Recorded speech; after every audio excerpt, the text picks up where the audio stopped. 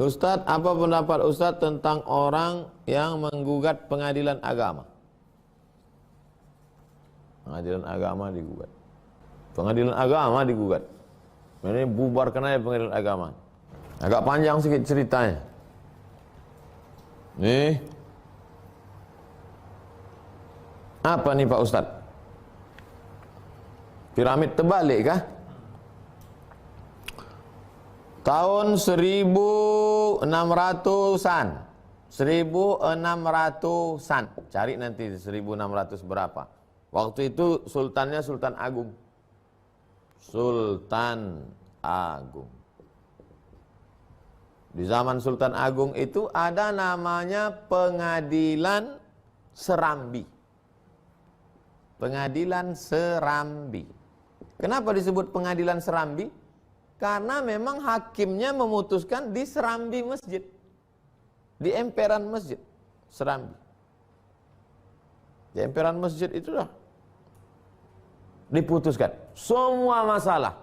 Masalah pidana, masalah perdata, masalah ekonomi, masalah, semua diputuskan. Berdasarkan hukum Islam, Sultan Agung. Kenapa Ustadz cerita Sultan Agung? Kenapa enggak cerita Sultan Riau? Ustadz kan tinggal di Riau. Nanti kalau ku ceritakan Riau, kata orang, alah mentang-mentang orang Pekanbaru. Dan aku mau yang lebih tua daripada itu. Kenapa begitu? Karena kerajaan Siak Sri Indrapura 1723. 123 tahun sebelum kerajaan Siak, lebih tua lagi Sultan Agung. Ada yang lebih tua lagi Pak Ustaz? Payah saya menggambarnya nih, naik lagi ke atas. Ketika Ibnu Battutah sampai ke Aceh, Samudra Pasai. Karena kalau mau ke Nusantara ini, itu yang pertama ketemu, Pulau Sumatera bagian atas. Dia melihat hukum Islam ditegakkan mengatur segala aspek kehidupan manusia waktu itu. Baca Rihlah Ibnu Battutah, Explorer Ibnu Battutah. Waktu itu yang jadi rajanya adalah Raja Aceh yang kedua. Raja Aceh yang pertama yang Islam itu namanya Malikul Saleh. Malikul Saleh punya anak. Anak Malikul Saleh itulah yang ketemu dengan Ibnu Battutah. 1200-an. Lebih tua lagi. 1200-an. Setelah itu Wali Songo 1400-an. 1400-an Wali Songo. 1200-an Aceh.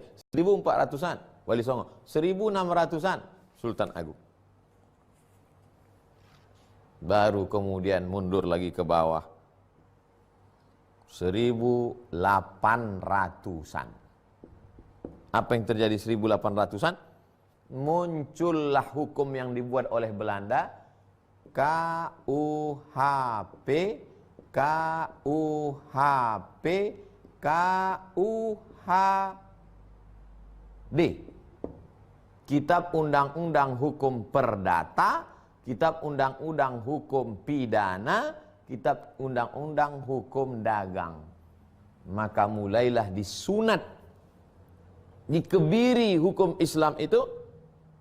Tidak lagi hakim agama bisa memutuskan masalah pidana, masalah perdata, masalah dagang. Dagang di sini adalah ekonomi. Kecil.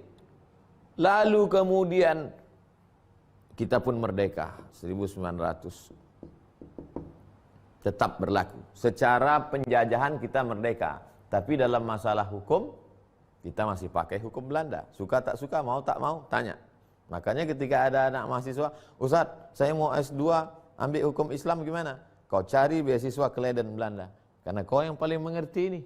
Nanti kau pulang, kau jadi pengacara muslim yang membela hak-hak orang. Lalu kemudian di mana lagi umat Islam punya hukum? Tinggallah hukum pengadilan agama. Pengadilan agama yang mengurus masalah talak, rujuk, harta warisan, masalah Tinggallah lagi sekutil mukmin ini lagi. Tinggal sebesar upil, ini pula mau digugat. Apa sebetulnya yang terjadi? Nah, orang Islam mesti ngerti, mesti paham. Jangan sibuk masalah khilafiyah, lalu kemudian diam, pura-pura tak tahu atau memang tak ngerti. Urutannya jauh, brother. Dari 1200, 1400, 1600, 1800, 1945 sampai satu-satunya lagi kekuatan hukum yang dimiliki umat Islam adalah pengadilan agama. Wajib dipertahankan. Kalau pengadilan agama ini pun juga mau digugat, akhirnya umat Islam tak punya kekuatan, tinggallah ormas. Saya bukan mengecilkan ormas. Ormas Muhammadiyah 1912, Ormas Nahdlatul Ulama 1926, Ormas Al-Wasliyah 1930. Ormas sudah ada sebelum Indonesia merdeka. Tapi kita bicara tentang kekuatan hukum dalam pandangan negara, legalisasi. Kalau organisasi sosial kemasyarakatan, Majelis Ulama Indonesia, itu sifatnya advice, nasihat, saran. Masyarakat mesti paham ini. Wajib kita pertahankan pengadilan agama ini. Karena inilah tinggalnya satu lagi kekuatan umat Islam dalam masalah hukum. Tapi di sini pula nampak betapa tak senangnya orang-orang yang mau menghabisi. Kepalanya potong, tangannya habis. Tinggal jempol kakinya pun mau dihabisi juga. Mesti mengerti umat Islam tentang ini.